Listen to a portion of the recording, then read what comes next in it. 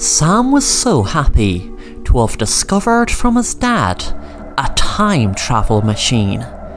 It was nothing fancy or big, just a watch.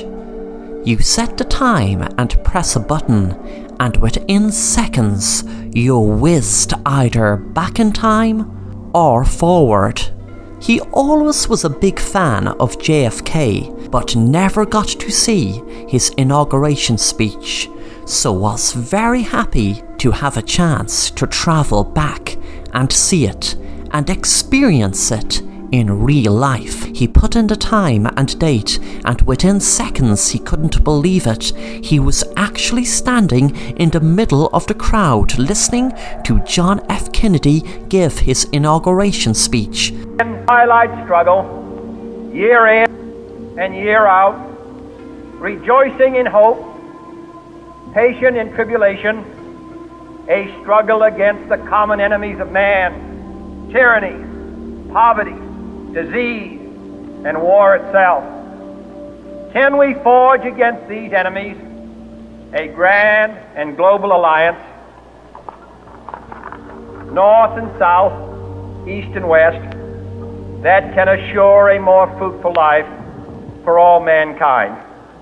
Will you join in that historic effort?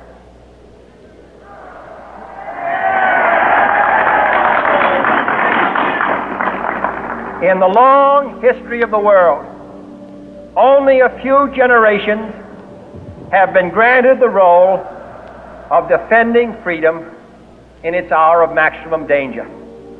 I do not shrink from this responsibility. I welcome it.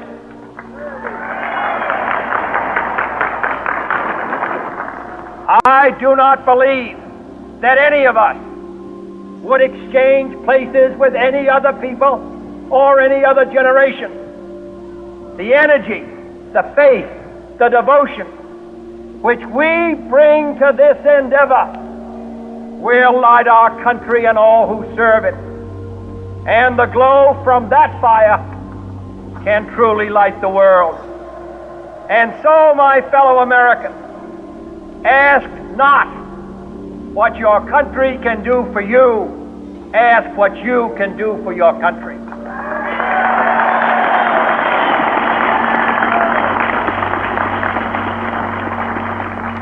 After that, he knew what else he wanted to experience, and that was walking on the moon, so he set the time and place to the rocket just before they took off.